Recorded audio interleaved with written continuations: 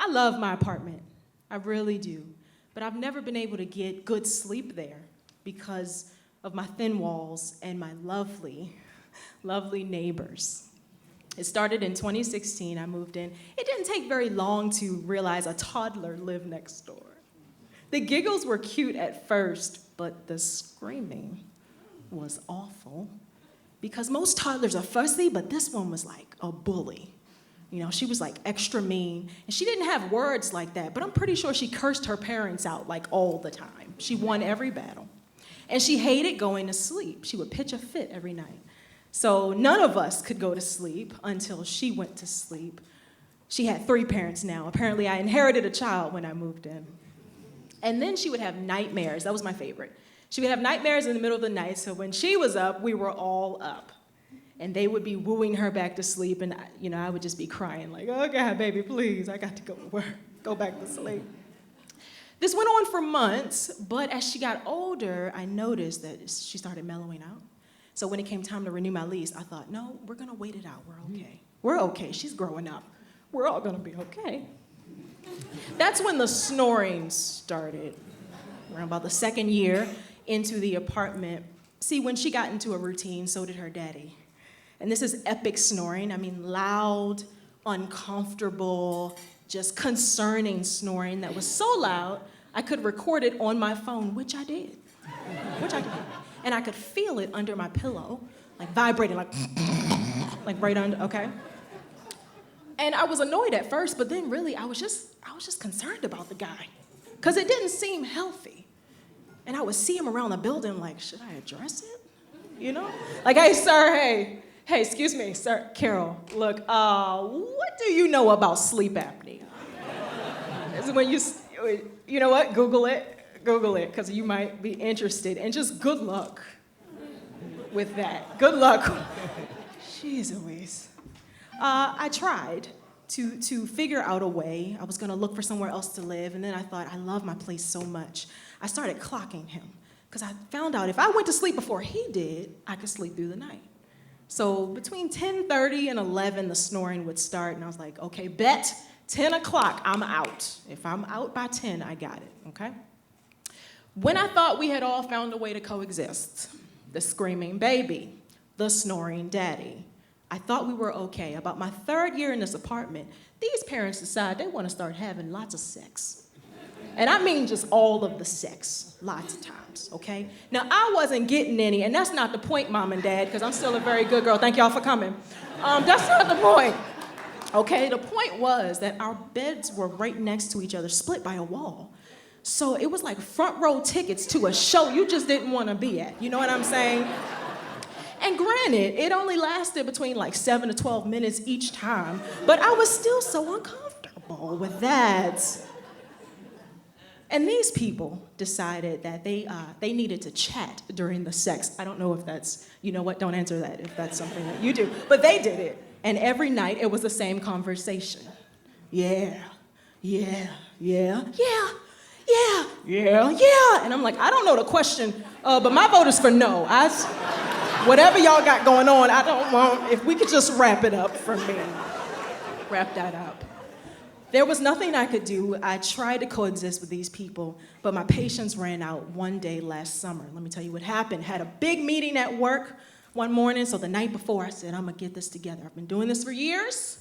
I'm gonna go to sleep at 9:30, be ready in the morning, okay? Sleep through all the drama.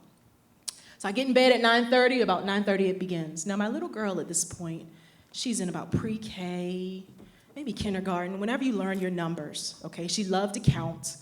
She loved her ABCs. She had gotten very good at them. I was very proud of her. Yeah. And so she was, she's a little older and she's got more dialogue. So this night she starts laying into her parents, giving them the business. I said I'm not a baby. I'm in bed like, ooh, she told y'all. Ooh. My mother would never. And so she died down. The argument died down after a while. I'm pretty sure she won, like she always does. And I thought, okay, it's just before 10, gotta get to sleep. This is the time when and he starts. And I'm like, crap, I missed my window. But thankfully, the snoring stopped. And I think, well, he died. That's it. Tonight's the night. Sleep apnea 1, neighbor 0. This is it, which is unfortunate, but can I get to sleep before the ambulance comes?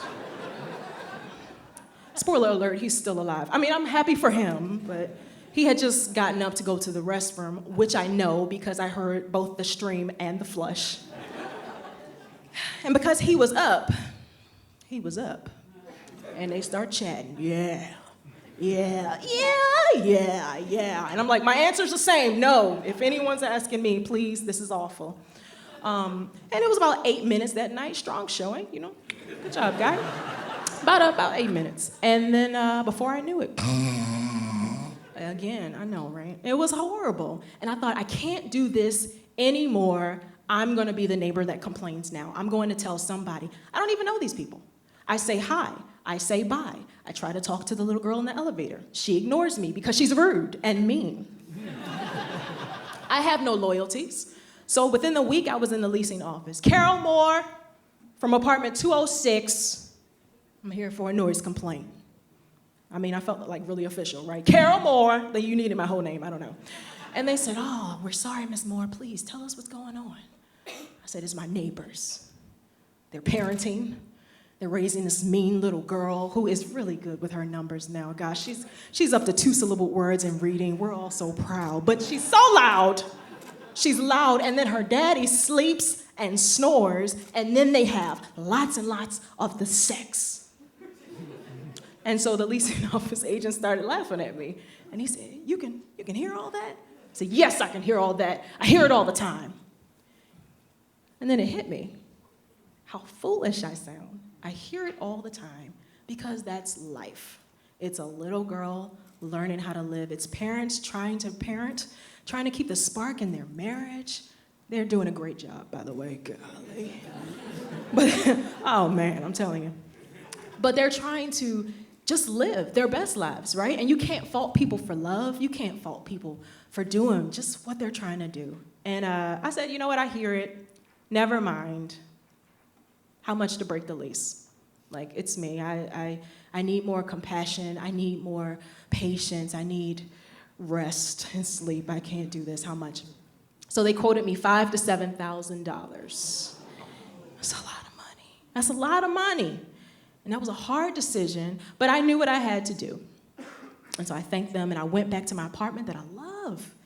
And I packed up my pillow, grabbed my blanket, and I moved to the living room. Look, I don't have $5,000 to $7,000 to be running from some sex, okay? I just don't. And so what I do now is I close my bedroom door, and my neighbors have their bedroom. They have my bedroom. They have clearly found love in a hopeless place. So have I. Hey, babe. And now I will be sleeping on my couch until September when my lease is up. Thanks, okay, bye.